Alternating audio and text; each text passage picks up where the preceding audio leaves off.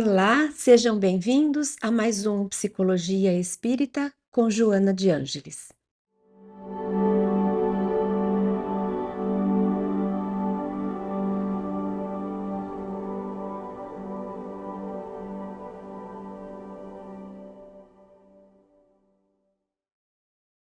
O tema de hoje talvez seja o fundamental de toda a nossa temporada. Talvez eu já tenha dito isso com relação a outros assuntos. É porque realmente relacionamento precisa de vários pilares para se manter em pé. Mas eu não tenho dúvida que esse é realmente o pilar central. Ele é o esteio principal dessa plataforma, desse campo onde os relacionamentos acontecem. É a partir dele. Não consigo imaginar nem se seria possível a gente abrir mão desse tema e manter um relacionamento, porque o relacionamento utiliza demais esse poder da comunicação. E a comunicação, o veículo principal dela é a linguagem. Como é que nós vamos nos relacionar sem nos comunicar? E comunicar não significa, de novo, só emitir palavras. Às vezes a gente se comunica pelo olhar. Às vezes a comunicação, ela é muito silenciosa. Ela é observada simplesmente por gestos, por atitudes, por escolhas. O fato é que, se nós não nos comunicarmos, nós não conseguimos estabelecer trocas. E um relacionamento é sinônimo de troca. Como é que eu posso me relacionar com alguém sem haver nenhum tipo de troca? Então, não é relacionamento. Eu estou isolada num canto, a outra pessoa está isolada, a gente nem se olha, a gente nem se vê, porque se a gente se olhar, a gente já trocou. A gente já se comunicou. Se eu olhar para alguém, eu já passei alguma mensagem que vai ser interpretada de acordo com a outra psique. Mas é impossível a gente conviver, o ser humano, ele é, ele é linguagem, ele é comunicação. A gente costuma dizer que uma das coisas que distingue, o fator principal que distingue um ser humano dos outros seres da criação é o seu poder de raciocinar, é o raciocínio. Mas esse raciocínio, ele está intrinsecamente conectado com o falar, com a linguagem. Quando a gente estuda o pensamento, a gente se pergunta: é o pensamento que organiza a linguagem ou é a linguagem que organiza o pensamento? E a gente vai constatar que as duas vias são verdadeiras. Então, o ser humano é o ser que raciocina. O raciocínio se dá por meio da linguagem, da comunicação, das palavras. Se a gente perguntar, nossa, o ser humano, ele criou tantas coisas, ele desenvolveu tantas coisas, são tantas tecnologias, tantas ferramentas, e as principais ferramentas que o ser humano criou ao longo da sua história, da sua trajetória, e a gente nunca lembra de pensar na ferramenta linguagem, porque a capacidade de emitir som é a capacidade de falar. Mas eu posso falar sem me comunicar. A linguagem é um instrumento, é um aplicativo, é uma ferramenta que utiliza o poder da fala, a faculdade da fala. Então, a linguagem, ela é a fala aplicada. A linguagem permite a funcionalidade, permite que se crie, que se elabore, que se produza a partir da fala. Como eu posso falar, eu utilizo o instrumento da linguagem do português, da língua portuguesa, para me comunicar com vocês, para me relacionar com vocês, para passar aqui uma reflexão, propor uma reflexão, fazer uma provocação. Então, eu posso falar, e para falar passando uma mensagem, eu recorro a um instrumento, que é a linguagem. Então, relacionamento e comunicação, relacionamento e diálogo, relacionamento e fala, e falar é quase que sinônimos, são integrados, não dá para pensar numa coisa isolada da outra. Se eu me comunico, eu já estou me relacionando. Se eu estou me relacionando, certamente eu estou me comunicando. Verbalmente, gestualmente, por meio de olhares, por meio de insinuações, são muitas as linguagens. São muitas as linguagens. A língua portuguesa é uma delas. Mas a gente se comunica de inconsciente para inconsciente. Quando a gente escuta alguém falar, a gente escuta muito mais do que as palavras que ele diz. A gente escuta o que o rosto está expressando. A gente escuta o que o corpo está demonstrando. A gente capta. A gente percebe algo muito maior do que somente as palavras. Então, linguagem, comunicação é tão ampla e ela é sim esse fundamento principal para os relacionamentos. Então, se a gente entende que relacionamento é igual, é sinônimo, é intrinsecamente conectado com comunicação, como é que a gente que busca relacionamentos, que se interessa por relacionar, não investe, não aprende, não se dedica, não se desenvolve em termos de comunicação? A comunicação é um dos maiores tesouros que a gente tem. E a gente deveria investir na nossa comunicação, a forma como a gente fala, a gente questionar o caminho que a gente usa para se comunicar. Tem pessoas que são agressivas, tem pessoas que são autoritárias, tem pessoas que são submissas. Na postura, na hora de se comunicar, tudo isso atrapalha, tudo isso perturba os relacionamentos. Às vezes, uma palavra que eu uso mal encaixada, porque eu não prestei atenção, não estava consciente na hora, ou uma palavra que eu não disse, fiquei com vontade, mas achei que perdi a chance. Então, olhar para si em termos de prestar atenção na forma como a gente se comunica é um dos maiores investimentos que a gente pode fazer na gente mesmo, na nossa própria vida. Investir em boa comunicação é investir em bons relacionamentos sociais, familiares, em profissionais, porque tudo que a gente faz na Terra, a gente faz utilizando as relações, os laços profissionais, sociais, familiares. Então, nós dependemos disso para a nossa vida. A nossa vida ela é reflexo da forma como nós nos relacionamos. A gente sabe que quem tem bons amigos tem mais saúde, isso a ciência já comprovou. Como é que eu posso ter bons amigos se eu não invisto em saber como se cultiva uma amizade?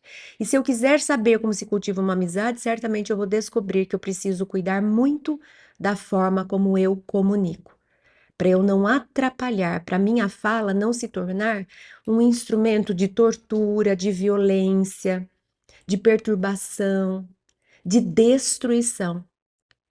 Porque o instrumento por si, ele tem um poder de acordo com o uso que se faz dele, né? A gente já aprendeu lá com o evangelista, né? A gente já viu lá em Paulo, quando ele fala que as coisas, elas não são impuras por si.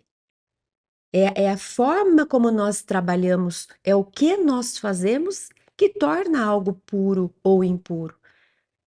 E assim a gente vê no dia a dia. Quantas tecnologias usadas para salvar e o mesmo princípio tecnológico usado para destruir. A fala também. Ela pode tanto agregar, desenvolver, construir, iluminar, quanto ela pode destruir, corromper, violentar. Por isso que a gente dedicou um estudo para a gente poder pensar um pouquinho, falar um pouco a respeito da comunicação nos relacionamentos. Eu gosto sempre de procurar a origem das palavras, tentar entender um pouco que conceito que ela carrega, por que que a humanidade teve necessidade de criar esse conceito, essa palavra, o que a humanidade precisou expressar para elaborar um conceito, o que que ela buscava. E quando a gente fala sobre comunicação, a gente fala sobre palavra. E a palavra palavra é uma das mais importantes palavras. A palavra, ela vem do latim parabolai, que também veio, que emprestou do grego parabolê. Então, palavra tem relação com parábola.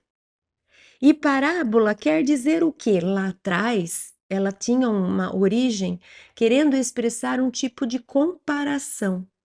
Uma parábola é como se eu estivesse comparando. Veja, eu já usei a expressão que é própria das parábolas. Qual é a expressão? Quando a gente diz assim, é como se, né? Jesus falava, é como se o reino de Deus fosse como um vinhedo e o Senhor das vinhas. Então, sempre que a gente fala é como se, nós estamos comparando. E por que que será que Jesus, já que a gente tocou no exemplo dele, por que que Jesus utilizava muito o conceito de comparação? Por que que a palavra de Jesus era essa parábola? Era essa com base em analogias? Porque Jesus era um mestre, é um mestre por excelência.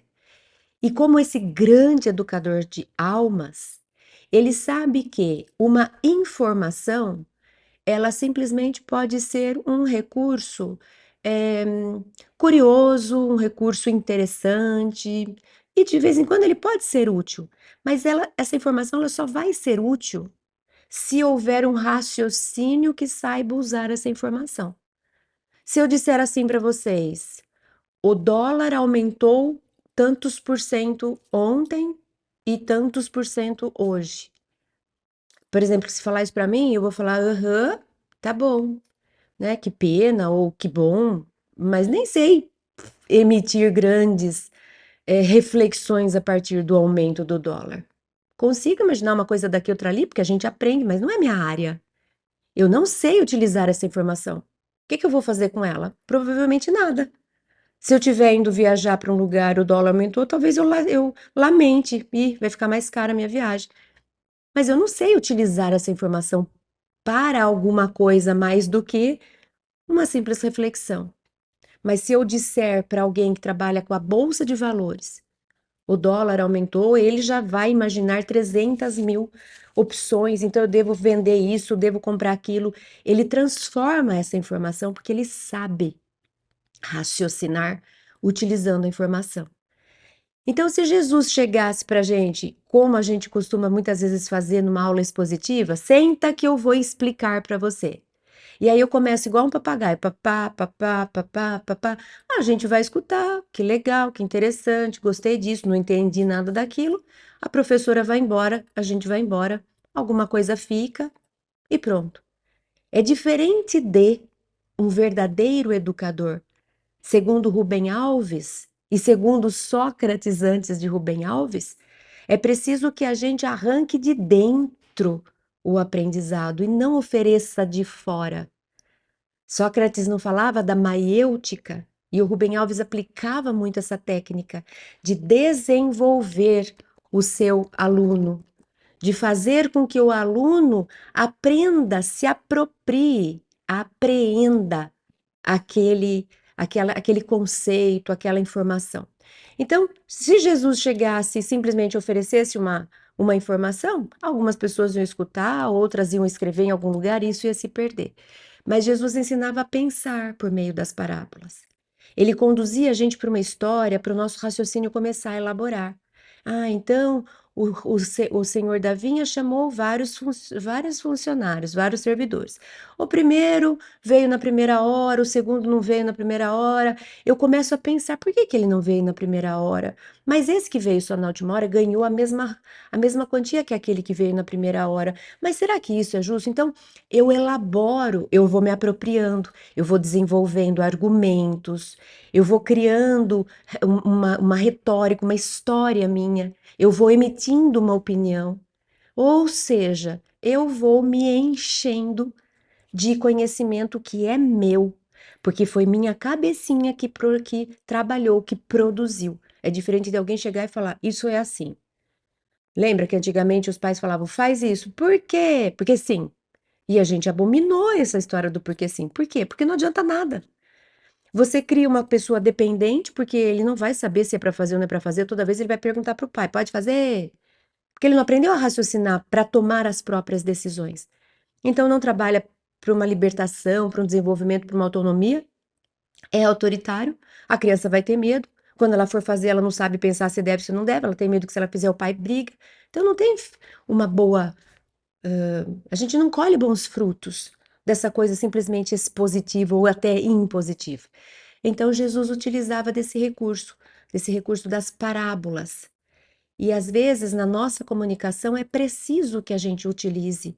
Muitas vezes a gente vai direto ao ponto e a gente machuca, as pessoas não entendem, outras pessoas contra-argumentam porque não concordou com nada e a gente não chega a lugar nenhum. Então a parábola, ela é construtiva. Ela vai chamando a pessoa para vir junto. Vem cá, vamos pensar a respeito. E aí eu trago essa pessoa para desenvolver um raciocínio. O que que você acha se isso? Você percebe que quando isso acontece, aquele outro aparece, e daí a gente, então. Então, sabe o que eu estava pensando? Que quando a gente faz isso, esperando aquilo, eu vou trazendo pela mão a pessoa, ela vai construindo comigo o raciocínio. Essa é a verdadeira comunicação, não é a informativa. A informativa está na internet, você digita lá o que você quer saber, ela apresenta para você. Mas relacionamento não é com base em informação. Relacionamento é com base nessa parábola. E eu trouxe um trecho tão lindo que é poético, que está lá em João, no primeiro capítulo de João, no primeiro versículo do apóstolo, ele diz assim: No princípio era o Verbo. Em alguns lugares aparece a tradução palavra. No princípio era palavra. E o Verbo estava com Deus, e o Verbo era Deus. Ele estava no princípio com Deus, todas as coisas foram feitas por ele, e sem ele, nada do que foi feito se fez. É um enigma, e a gente poderia ficar aqui brincando, tentando entender esse símbolo, o que que João quis dizer. Agora, o fato é que essa, esse, esses versículos, eles conversam muito com nossa alma, não com o nosso raciocínio.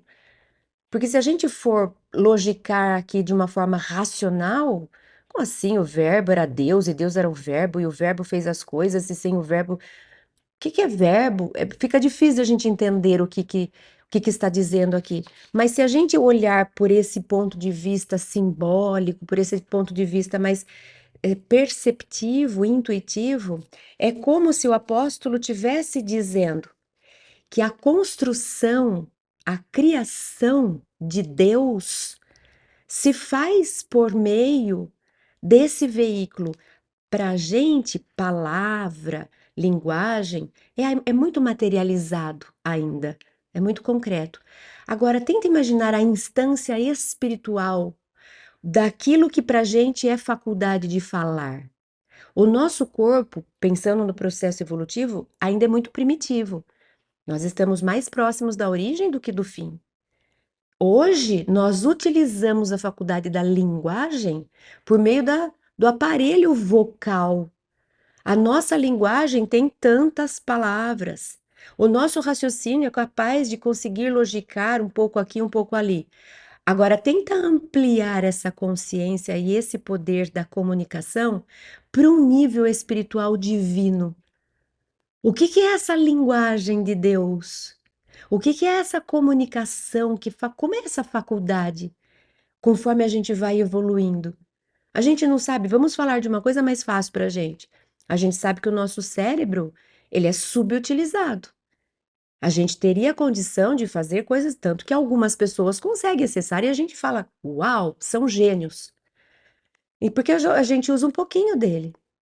Imagina quando esse cérebro for expandido e a gente conseguir a mesma coisa com a linguagem, a mesma coisa com o poder da comunicação, com o poder da fala. Então, de alguma forma, João está dizendo que Deus cria por meio dessa, que para a gente é a palavra, mas a gente não entende muito que palavra é essa, porque a gente conhece a nossa palavra, do nosso mundo bem materializado. Agora, o que que é essa palavra em termos espirituais perfeitos? Só para a gente valorizar o dom. Tudo isso para a gente tentar imaginar alguma coisa para valorizar a importância da fala, da comunicação. Bom, falei muito, vamos entrar logo, Joana, porque tem bastante coisas. Então, olha, nós vamos começar com o livro Plenitude, capítulo 2, em que Joana fala da importância da gente aprender a falar, a importância da gente investir em recursos de comunicação, de prestar atenção na própria forma de se comunicar, o que poderia ser melhorado, quais os prejuízos que eu gero pela forma como eu me comunico. Eu causo mais ruído ou eu causo mais luz quando eu participo oferecendo a minha palavra? Então, Joana diz: a palavra é valioso instrumento de comunicação que tem entorpecido grandes ideias da humanidade por não ser fiel aos sentimentos que deveria expressar. Olha que bonito, Joana já fala assim que muitas vezes as minhas palavras não batem com o que eu sinto. Então eu sinto uma coisa e falo outra, e isso não é uma coisa verdadeira. Então isso só pode gerar uma perturbação. Fala-se por falar, fala-se para dissimular emoções e ideais. Fala-se com objetivos sórdidos e prejudiciais. Então, algumas vezes eu falo por falar, jogo conversa fora, como a gente costuma dizer. Outras vezes eu falo uma coisa para esconder outra, porque eu não quero que descubra como eu estou me sentindo. Então, eu finjo. Outras vezes eu uso a fala de uma maneira sórdida e sombria, no sentido de prejudicar alguém através da fala, manipular, ofender, criar intrigas, violentar. A palavra que liberta igualmente faz-se meio de escravidão. Então, o recurso está aí. O uso que eu faço é que vai determinar se vai ser um bem ou um mal que vai ser produzido. Por isso, a arte de falar impõe requisitos que são essenciais para expressar-se retamente. Deve-se pôr na palavra a discrição que sabe quando e como falar, evitando gerar constrangimento e amargura. Então, Joana já pergunta para a gente: como que você tem feito uso da linguagem, da fala? Você tem escravizado ou libertado? Você tem falado de forma fiel aos seus sentimentos ou você fala uma coisa e sente outra? Quando você fala, você procura se expressar retamente, sendo sincera, sendo verdadeira? Ou você fala de um jeito com um objetivo sórdido para manipular e tirar proveito? Como você costuma utilizar a sua fala? Então, Joana começa perguntando para a gente: a palavra é valioso instrumento de comunicação. É valioso. Ela tem poder. O poder que a sua fala tem gerado é um poder de criação, como de Deus, ou é um poder de destruição? Depois a gente vai lá para o ser consciente, no capítulo 5. E Joana diz assim: ela fala aqui um pouco, continua falando da importância da fala, de saber falar, mas também ela fala da importância de saber ouvir. Ela fala do relacionamento, da importância que é investir nessa troca, no dar e receber. Então, agora, primeiro ela perguntou como é sua fala. A fala é poderosa, ela pode ser poderosa para escravizar ou para libertar. Como é a sua? Sua fala constrói ou destrói? A sua fala acolhe ou a sua fala violenta e agride? Agora ela vai falar um pouquinho a respeito do relacionamento, da fala no relacionamento. Então ela diz no Ser Consciente, capítulo 5. A comunicação desempenha em todas as vidas um papel relevante quando visceral, emocional, livre, sem as expressões da desconfiança e da insegurança pessoal. Tem que ser real, tem que ser verdadeiro. Aí sim a comunicação desempenha um papel relevante, né? Ela continua. À medida que o ser se descerra em narrativa afetuosa ou amiga, o interlocutor, sentindo-se acompanhado, descobre-se. Enquanto coordena as ideias para o diálogo, autoanalisa-se, identifica-se, coordena as ideias, prepara o diálogo, autoanalisa-se, desculpa. facilitando o próprio entendimento. Então, enquanto eu estou me preparando para falar, a minha cabecinha está trabalhando. Que palavra eu vou escolher? Qual a melhor hora de falar? Por qual caminho eu vou? Será que eu poderia fazer algum tipo de comparação para o outro entender melhor? Ou é melhor eu ser direta e objetiva? Eu estou planejando, eu não saio falando. A gente costuma falar, nossa, essa pessoa tem o dom da verborreia, no sentido de parece uma diarreia de falar. A pessoa não planeja. Ela liga um botão e ela vai pensando e falando, e pensando e falando, e pensando. Ela não respira, ela não te deixa participar.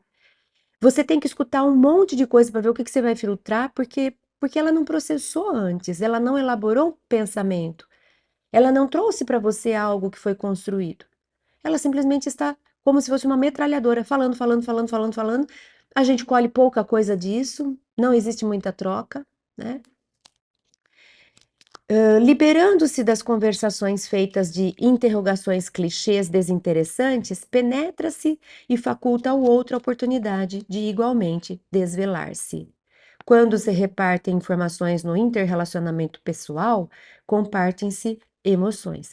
Então é interessante, porque ela diz assim: essa pessoa que ela prepara, que ela planeja, que ela investe no diálogo com o outro, ela não entra nessas interrogações clichês desinteressantes. E a gente é feito, nossa, toda vez que a gente vai conversar com alguém, primeiro tem que ter uma fase de interrogações clichês desinteressantes, né? E aí, como que tá? Tá tudo jóia? Tudo bem? E aí, como vai a vida? A gente gasta um tempo, tudo bem, precisa dessa preparação. É como se a gente estivesse falando, né? Estou chegando, né? Estou vendo você, vamos começar um diálogo. Mas, queira ou não, é uma interrogação clichê desinteressante. Por que que é desinteressante? Porque de fato eu não quero saber. Eu só estou me introduzindo, me apresentando, só estou chegando. Oi, e aí, tudo bem? Como vai? Família, os filhos, tudo em ordem? Assim, tem tanta coisa para eu falar como vai minha família, se você me perguntar. Você quer saber mesmo como vai minha família? Porque eu tenho muitas coisas para te contar. Mas não é o caso, não é isso que a gente quer. Ou quando a gente quer, a gente pergunta, mas me conta um pouco. Eu quero saber. Mas esses clichês, dessas interrogações clichês desinteressantes, elas são vazias. O duro é quando a gente vive uma vida inteira só com base nelas, né? Porque se eu chego para conversar com alguém, faço essa introdução desinteressante, perguntinhas que todo mundo faz, mas não quer saber de nada, para depois aprofundar, ok. Mas muitas vezes o relacionamento é isso. Não tem pessoas que ela chega, faz essas perguntinhas, aí você vai começar um diálogo, ela já foi embora, ela não quer nem saber. Ela não quer ficar, ela não quer trocar, ela não quer te ouvir. Ela só fica pulando de galho em galho com essas interrogações clichês desinteressantes. Ela fala, fala, fala, fala, passa por um monte de grupos, mas ela não absorve nenhum. Ela não participa de nenhum, ela não acrescenta em nenhum. Ela está focada nela. Ela vive em volta do próprio umbigo. Agora nós vamos lá para o Momentos de Saúde, no capítulo 19, que ela fala um pouquinho sobre esse acolhimento, sobre essa escuta empática, sobre o interesse no outro. Como é que eu vou me comunicar com alguém se eu não estou interessada nele? Não vai ter troca, então para que eu não quero saber dele? Então precisa ter essa disponibilidade para que o outro, precisa ter energia para poder resolver, para poder receber aquilo que o outro vem oferecer, né? Para ter espaço interno para acolher. Eu preciso ter interesse no que o outro vai me dizer. Eu preciso pensar a respeito. Isso é sim uma comunicação realmente que acrescenta nos laços sociais, afetivos, familiares. Então, Joana diz: o mundo está repleto de pessoas surdas que conversam, de convivências mudas que se expressam. Fala-se muito sobre nada e dialoga-se em demasia sobre coisa nenhuma, resolvendo-se uma larga fatia de problemas que permanecem. Nossa, Joana foi assertiva demais, né? Quando alguém se te acerque e fale, procura ouvi-lo e registrar-lhe a palavra. Talvez não tenhas a forma ideal para dar-lhe, nem disponhas do que ele espera de ti. Muitas vezes ele não aguarda muito e somente fala por falar. Concede-lhe atenção e o estimularás, facultando-lhe sentir-se alguém que desperta interesse. Então, o que Joana está dizendo para a gente? Seja real, seja verdadeiro, esteja presente, não finja, não faça de conta. Se você está presente diante de alguém e se estabelece uma conversa, que a sua atenção esteja só nesse momento, somente nessa situação. Não deixa a pessoa ficar falando enquanto você está pensando lá, eu tenho que levar isso, esqueci de pegar aquilo, nossa senhora. E seja autêntico, porque você está ali. Teoricamente, você está na presença de uma pessoa ouvindo o que ela tem a dizer. Seja honesto. É uma questão de honestidade. É muito feio, é desonesto. Quando essa pessoa falou, eu conversei com ela, ela foi embora, alguém me pergunta: e aí, do que vocês estavam falando? E eu digo assim: eu nem sei, pessoa chata, falou pelos cotovelos, eu nem prestei atenção, estava aqui com a cabeça lembrando não sei das quantas. Olha que atitude! A pessoa pode ser chata, pode ser inconveniente, problema dela. Agora, ela pode ser tudo isso e eu sou outra coisa tão ruim quanto. Porque seja honesta, fulano. Esse assunto que você me trouxe, que você está me trazendo, você já me trouxe antes. A gente já falou a respeito. Ou então, fulano, eu tô preocupada com outras coisas. Então, eu não tô conseguindo prender atenção em você. Você me perdoa? A gente pode conversar outra hora? Seja honesto. É uma questão de honestidade. Com jeito, com carinho. A gente pode falar. É verdade que, principalmente na nossa cultura brasileira, isso que eu acabei de simular não é muito bem-vindo. Parece que as pessoas preferem que a gente finja o socialmente, aham, aham, aham, a pessoa vai embora, eu não escutei nada, do que a gente abordar e dizer: olha, espera um pouquinho. Eu sei que você está precisando falar, mas sabe o que que é? Eu não estou com energia para ouvir. Eu estou com muitos problemas para resolver. Parece que as pessoas não querem esse tipo de abordagem sincera. Isso é uma coisa para a gente pensar também, para a gente se questionar, porque qual a finalidade disso? Fingir que está tudo bem, eu finjo que eu falo, você finge que escuta, eu finjo que você me escutou e a gente vai embora? O que que é isso? Nós temos tempo de vida para gastar, porque imagina se a gente começar a contar quantos minutos, horas e dias ao longo de uma existência a gente perdeu por ficar fazendo esse tipo de teatrinho. Mas a verdade é que, pelo menos aqui na nossa cultura, isso não é tão bem visto. Em outras culturas, em outros países, a gente conhece, as pessoas lidam melhor com essa assertividade. Fulana, olha, não adianta você começar, me perdoe. Eu tô com a cabeça cheia, eu não vou te dar atenção. A pessoa vai falar assim, ai, nossa, não tem problema nenhum. E eu posso te ajudar? Tem alguma coisa? E tá tudo bem. Tá tudo bem, porque isso é a realidade. Que adianta eu fingir que eu estou escutando, se isso é uma mentira que eu estou te contando, né? Então, Joana diz assim: seja verdadeiro, esteja presente na conversa, escute, veja se você tem algo para oferecer. Às vezes não, às vezes só escuta. E às vezes a pessoa traz problemas são tão difíceis, tão complexos. E aí o que que a gente pode fazer? Muitas vezes eu fico escutando, tentando envolver com minha energia, com minha vibração de carinho, eu fico orando, Deus faz alguma coisa, porque eu não consigo. Mas é uma comunicação essa, é uma oferta verdadeira, ainda que eu não tenha nada objetivamente para oferecer. Agora nós vamos lá no livro que não faz parte da série psicológica, mas é um livro importantíssimo para relacionamentos. Já falei dele antes. Se chama Constelação Familiar. E aqui a gente vai no capítulo 16, quando ela fala de um tipo de comunicação que ela é feita com base na preguiça, no orgulho, no desinteresse pelo outro, no pouco caso. Não é essa comunicação presente, verdadeira, honesta. Então, Joana diz assim: O isolamento a que se entregam os indivíduos contemporâneos, especialmente nestes dias de comunicação virtual, trabalha em favor de conflitos mais graves do que aqueles que já lhe instalaram, empurrando-os para o distanciamento físico cada vez maior, em que perdem a sensibilidade da convivência, o calor da amizade, os anseios que os movem são sempre pertinentes aos interesses financeiros, aos gozos sexuais, quando não às perversões que graçam avassaladoras. Então, Joana está dando aqui um alerta.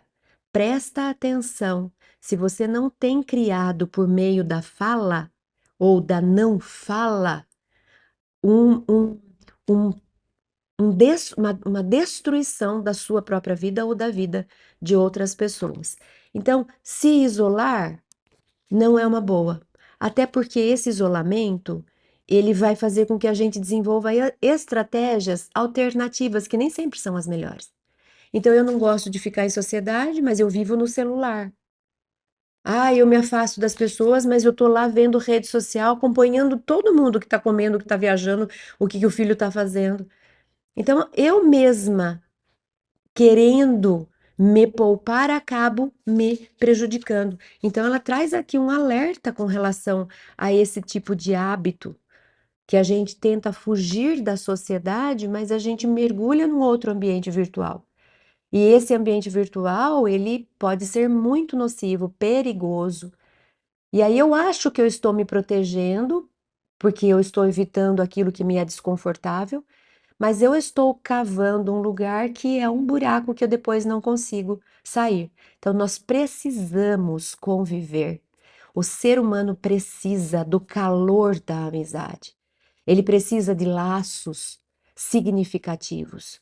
Quando eu falei que a ciência prova que quem tem mais amigos tem mais saúde, não é por quantidade de seguidores, é por laços significativos. Não adianta eu dizer assim, nossa, eu tenho muitos amigos. Eu tenho amigo da época da infância, da faculdade, eu tenho amigo porque eu sou amigo da vizinha. A gente já questiona, porque ninguém consegue ter tantos amigos assim. O nosso cérebro não dá conta.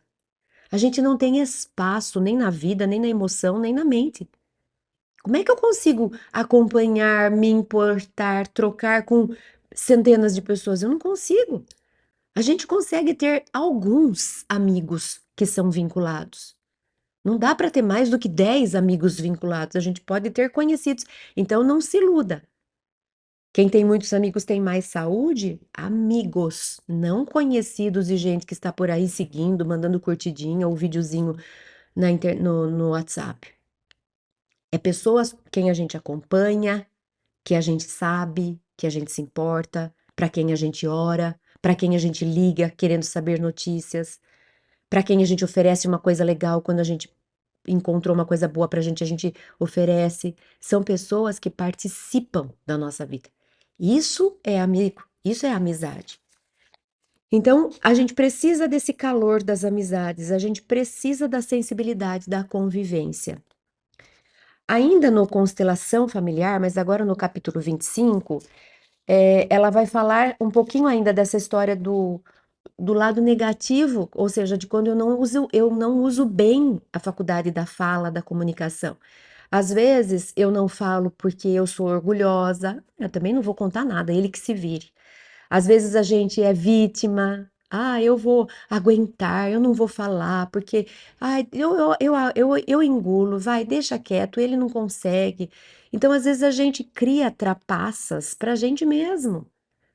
Algumas vezes a gente usa de arrogância, outras vezes a gente usa de coitadismo, de vitimização, né? Então, investir nas conversas, eu vou conseguir falar sem agressividade. Eu vou conseguir falar e não vou engolir. É investir no relacionamento, é dizer eu me importo comigo, eu me importo com o outro, tanto que eu vou fazer um sacrifício. Normalmente eu tendo a gritar para intimidar, eu vou tentar não gritar. Normalmente eu tento dar carteirada para que o outro recue, eu vou tentar negociar. Normalmente eu me coloco de coitadinha, aceito tudo, não falo nada, eu vou tentar falar e posicionar a minha opinião. Então ela diz, aparentemente, Todos parecem assimilar o conflito, no entanto, porque não houve a sua conscientização clara e lógica através dos diálogos e da convivência harmoniosa, cada qual procurando esquecer o incidente, mas não o conseguindo, vai sendo corroído emocionalmente até o instante em que altera o conceito em relação ao outro. No caso, o cônjuge, os irmãos, os filhos, em relação aos pais e vice-versa, dando lugar a separações complicadas, acusações surdas ou declaradas, a atitudes insanas de efeitos sempre danosos. Então é isso. Quando eu estou diante de uma situação que não é legal, eu não estou gostando, tem algo que me incomoda, não adianta eu querer dar carteirada, ser arrogante, ser violento, intimidar para que o outro seja escorraçado e eu ganhe. Isso não é comunicação, isso não vai gerar bons frutos. Como também não adianta eu me submeter, calar a minha boca, engolir sapo, ficar quietinha para que o outro não se altere. Não vai funcionar, eu vou ficar doente. No primeiro caso, a pessoa deixa os outros doentes, né? Com essa prepotência, ela deixa os outros doentes. No caso de quem engole sapo, é a própria pessoa que acaba adoecendo. Então, aprender a dialogar é o maior investimento que a gente pode fazer nos nossos relacionamentos. Trabalha a humildade, a flexibilidade, a sensibilidade, a empatia. Tudo isso é uma construção de uma sociedade mais fraterna, mais evoluída. Não tem outro caminho. Nós vamos precisar trilhar esse caminho. Se não for agora, por livre e espontânea vontade, vai ser por, in, por in, pela imposição da própria lei do progresso que faz com que a gente uma hora acorde para a vida, né? Bom, Joana, no livro Encontro com a Paz e a Saúde, no capítulo 5, ela diz assim: o diálogo é o método eficaz para dirimir incompreensões, porém feito no alto nível do respeito em torno da opinião do outro, sem qualquer tipo de imposição que resultaria no impedimento para a compreensão que se deseja. É impraticável esperar-se que a união de dois indivíduos que se amam seja sempre tranquila, sem sinuosidade ou sem desafios emocionais. Então, nós vamos nos desentender, nós vamos ter as nossas diferenças, mas a gente precisa investir nesse diálogo, que é o método eficaz para diminuir essas incompreensões. Para isso, a gente precisa ter paciência para explicar de novo, para tentar encontrar outra forma de explicar. É preciso ter paciência para ouvir o que o outro está falando. É preciso se esforçar para entender o que é estar no lugar do outro. Aí a gente vai encontrar um senso comum. Porque eu entendi o que ele quis dizer, eu não tinha entendido muito bem, ele me ouviu, eu senti acolhida, então eu posso negociar, o outro pode ser flexível. Tem que ter esse jogo, essa dinâmica que é uma dinâmica com base no respeito. Eu te respeito, eu te ouço, eu permito que você fale, eu valorizo, inclusive, o que você tem para falar. Não é de cima para baixo, impondo, ameaçando. O que que eu consigo assim? Relacionamento é que não. Relacionamento que não. Eu vou cair numa solidão.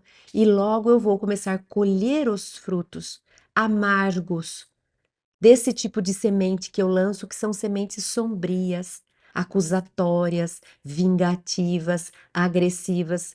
Como é que eu posso disparar esse tipo de semente ao meu redor e achar que eu vou viver num jardim? Eu não vou.